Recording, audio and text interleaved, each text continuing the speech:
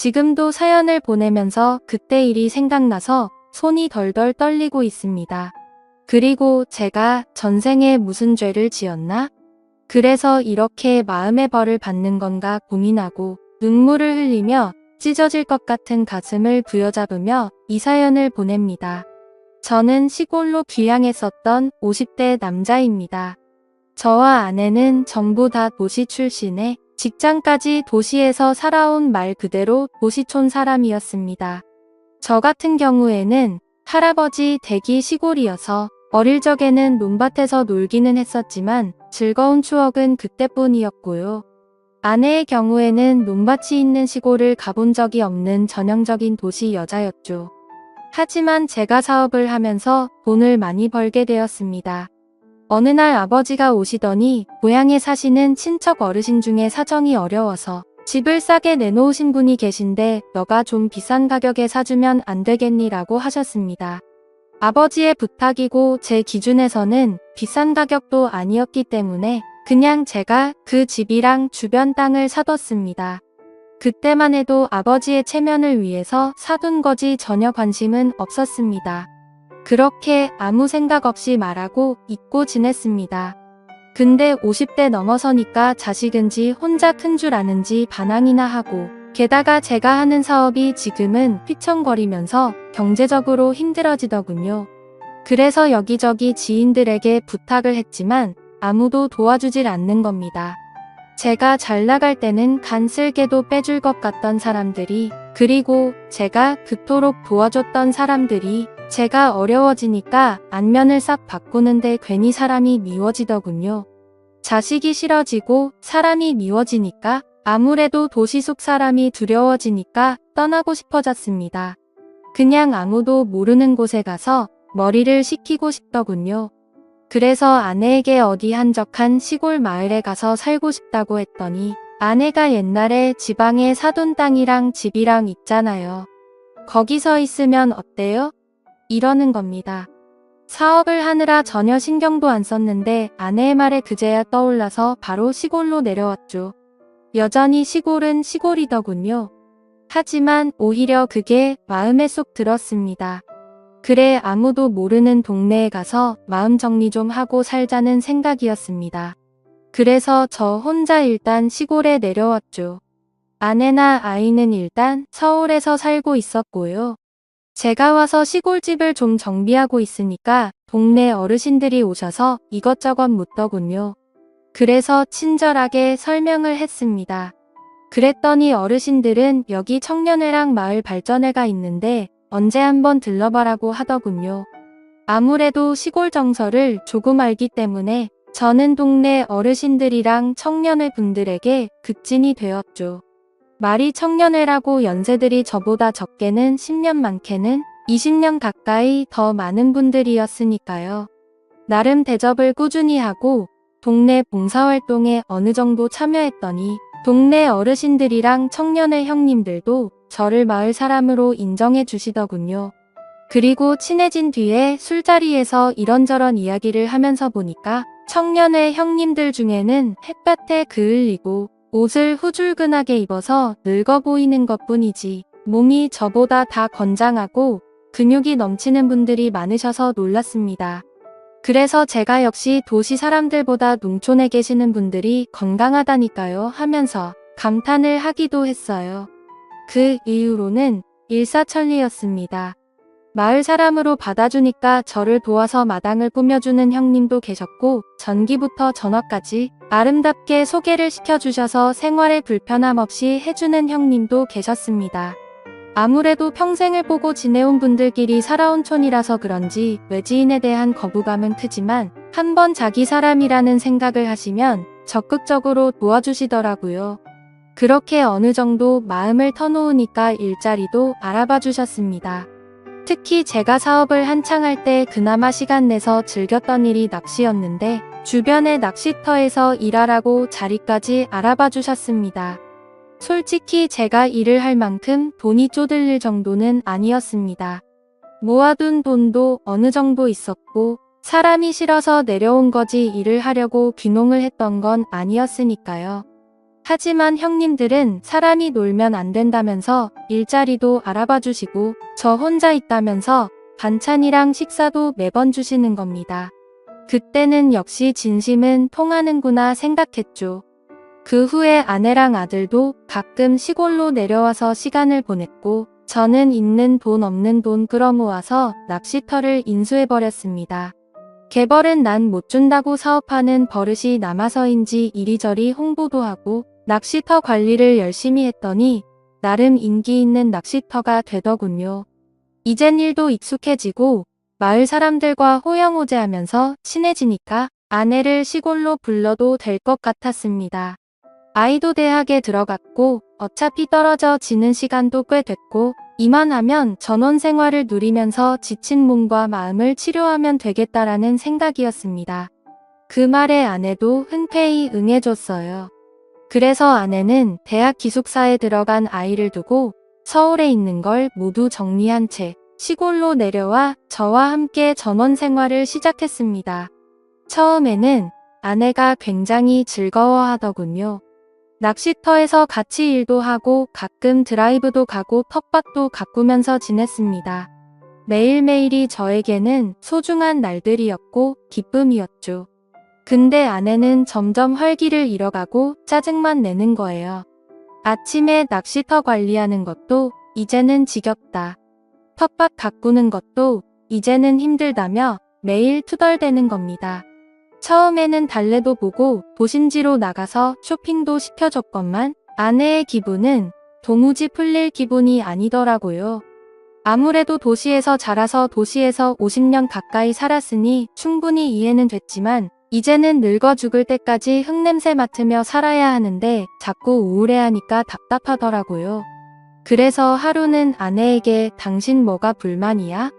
서울로 다시 가고 싶어라고 물으니까 그건 또 아니랍니다. 그래서 다시 아내에게 이젠 여기가 제2의 고향이야. 난 다시 서울로 가고 싶어도 갈 수 없어.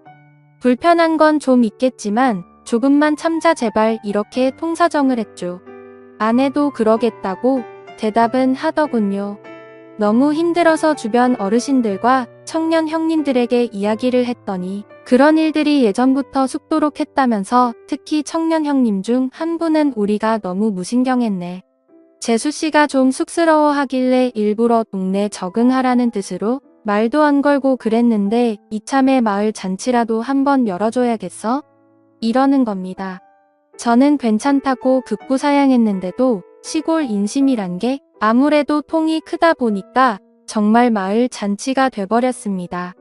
돼지 한 마리 잡는 수준까지는 아니지만 그래도 고기도 좀 삶고 반찬도 준비하고 동네 어르신들이랑 형님들 그리고 여러 아주머니들이 제 아내만을 위해서 전부 나서서 잔치 같은 환영식을 열어줬죠. 처음에는 쑥스러웠던 아내도 그날은 굉장히 즐거워 보였어요. 술도 한잔하고 마을 사람들하고 친해지니까 아주 생기가 돌아 보였습니다.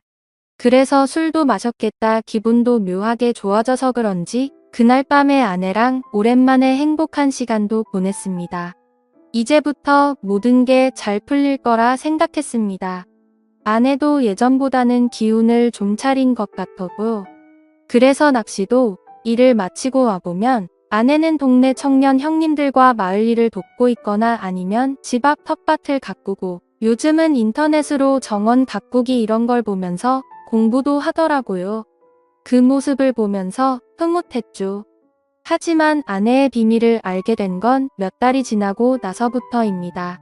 아무래도 새벽에 나가는 일이 많다 보니까 저녁에 일찍 잠을 자는 편이었는데 그날따라 잠을 굉장히 일찍 깼어요. 대충 새벽 1시쯤 된 것 같더군요. 목이 말라서 물을 마시고 방으로 들어와 보니까 아내가 없는 겁니다. 가끔 제 코 고는 소리가 싫다면서 딴 방에 가서 혼자 자는 경우가 종종 있어서 별로 신경 안 쓰고 다시 잠을 자려고 했습니다. 근데 뭔가 거실 쪽에서 누가 왔다 갔다 하는 소리가 들리는 거예요. 살금살금 걸어가는데 옷감이 서로 삭삭 스치는 소리였습니다. 워낙 시골이라 조용하고 한 번 신경 쓰이니까 그런 발소리에 옷감 스치는 소리까지 들리는 겁니다. 아내가 왜 저러나? 라는 생각에 잠 안 자고 살금살금 고양이 걸음을 왜 하는 거야? 하면서 나가봤더니 아내가 현관 문 앞에 서 있는 겁니다. 깜짝 놀라서 거기서 뭐해? 그랬죠. 그랬더니 잠이 안 와서 잠깐 나갔다 왔다는 겁니다. 처음에는 그런가 보다 했죠. 근데 몸에 풀이 좀 묻어 있는 겁니다. 아니 어디까지 나갔다 왔길래 몸에 풀이 묻어 있어?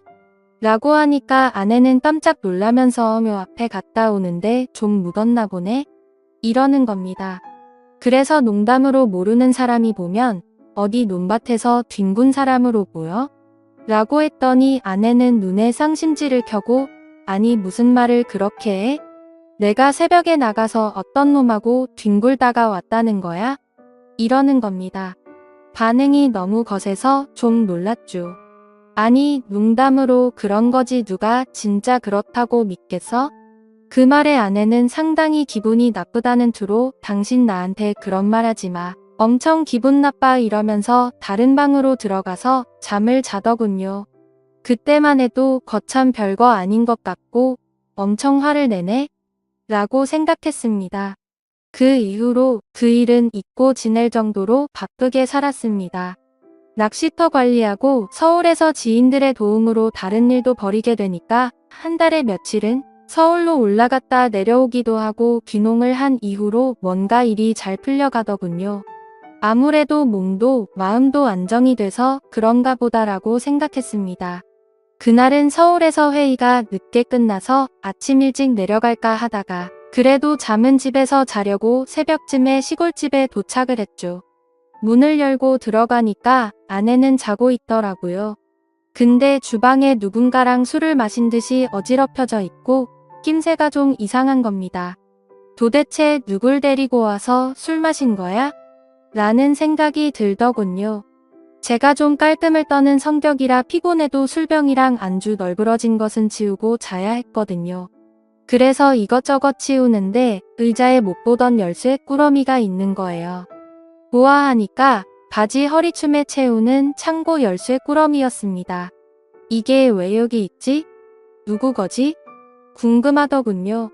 그래서 다음날 아침에 아내에게 열쇠 이야기를 꺼내니까 어제 청년의 형님이 오셔서 간단하게 맥주 한잔 했어. 그게 뭐 잘못됐어? 이러는 겁니다.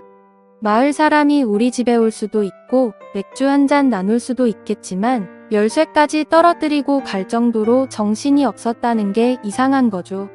농사일을 해보신 분들은 알지만 농사와 관련된 열쇠나 농기구들은 기가 막히게 챙기거든요. 그래서 열쇠 꾸러미를 들고 청년의 형님 집으로 가고 있는데 동네 할머니 한 분이 오시더니 거 요즘 한 사람 소문 안 좋아? 이러는 겁니다. 그래서 제가 무슨 말씀이시냐고 자꾸 여쭤보니까 동네 남자들하고 그렇고 그런 사이라는 소문이 있어. 마누라 간수 잘해. 라는 거예요. 이게 무슨 소리인가 싶더라고요. 동네 남자들이라니요. 그래서 계속 여쭤봐도 할머니는 본인도 그냥 노인회관에서 주워들었다는 겁니다. 남자들끼리 이번에 새로 귀농한 집 아줌마 밤에 몰래 가면 만날 수 있다는 이야기를 술자리 안주 삼아 했다는 거예요. 순간 눈이 뒤집히더군요. 어떤 정신 나간 놈이 이런 헛소문을 퍼뜨리나? 하여 청년회 마을 남정네들을 다 잡아다가 취조를 하고 싶었는데 열쇠 꾸러미가 자꾸 마음에 걸리더군요. 그래서 청년의 형님을 찾아가서 슬쩍 떠볼 겸 이야기를 흘렸죠. 형님 아내가 열쇠 주라고 하던데요. 그 형님도 아무렇지 않은 듯이 웃으면서 열쇠를 받길래 제가 한마디 쓱 했습니다. 어제 우리 집에서 술 한잔 하셨다면서요. 술만 드신 거예요? 그랬더니 청년의 형님은 인상을 확 쓰면서 도대체 뭔 대답이 듣고 싶어서 이러냐며 집으로 돌아가는 겁니다. 뭔가 좀 캥기더군요. 평상시 같으면 이런 말에 미주알 고주알 끼어들고 설명하기 좋아하는 양반인데 정색을 하며 들어가는 봄이 아무래도 수상했습니다. 그래서 일부러 모르는 척 며칠을 보냈죠. 그 하루하루가 정말 고통스럽더라고요. 너무나도 궁금했고요. 그래도 꾹 참았습니다. 제 눈으로 증거를 찾고 싶었으니까요. 그런데 드디어 그날이 왔습니다. 그날도 새벽쯤에 자는 척 하던데 아내가 어디론가 나가더군요. 자는 척 하다가 몰래 쫓아 나가봤습니다. 청년회 형님이기만 해봐. 둘 다 아작을 내버릴 거니까 라는 생각에 뒤를 쫓아갔죠. 그런데 새벽 이슬 맞고 아내가 찾아간 곳은 논밭 근처에 있는 허름한 비닐하우스였습니다. 농사를 짓는 곳은 아니고 마을 공용 창고같이 농기구를 저장해 놓고 쉬는 공간으로 활용을 하는 곳이었거든요. 순간 망치로 머리를 맞은 기분이더라고요. 그래서 몰래 안을 들어가서 안쪽을 봤습니다. 누굴까? 어떤 놈일까?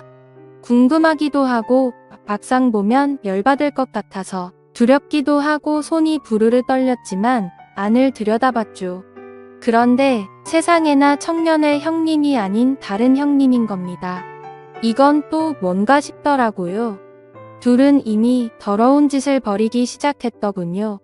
차마 그 소리를 듣고 싶지도 않고 이제는 끝내려는 마음에 확 덮쳐버렸습니다. 깜짝 놀란 아내와 그 형님은 손발이 되게 빠르더군요.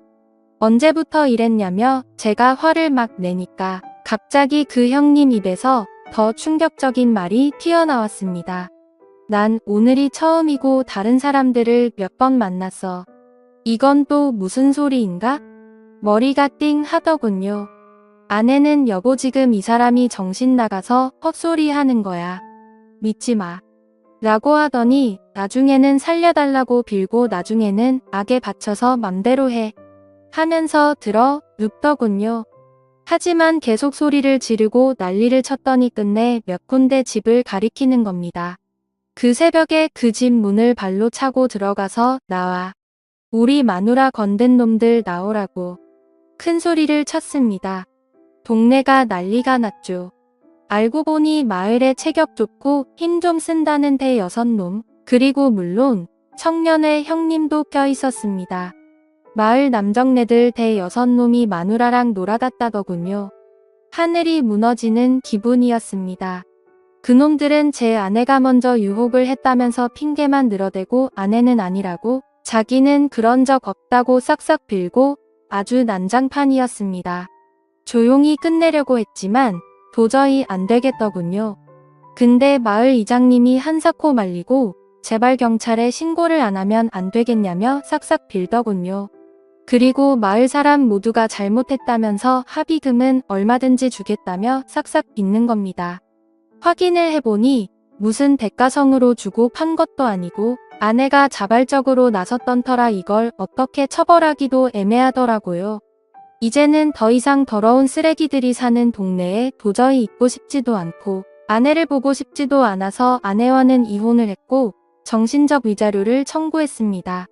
그리고 마을 청년의 놈이랑 몇몇 사람은 탈탈 털어서 꽤 많은 액수의 돈을 받아냈습니다. 어차피 법으로 제대로 엿먹일 수 없다면 돈이라도 왕창 뜯어낼 생각이었는데 촌사람들이 은근히 돈이 많더군요. 그 돈으로 지금은 서울에서 장사를 하고 있습니다. 정말 잘 먹고 잘 살고 있습니다만 마음 한 구석은 정말 쓰리고 아픕니다. 동네 사람들은 지금도 이 일은 비밀로 쉬쉬하고 있다고 하더군요. 정말 파렴치한 아내와 시골 남자들을 생각하면 지금도 피가 거꾸로 솟네요. 저의 긴 글을 읽어주셔서 감사합니다.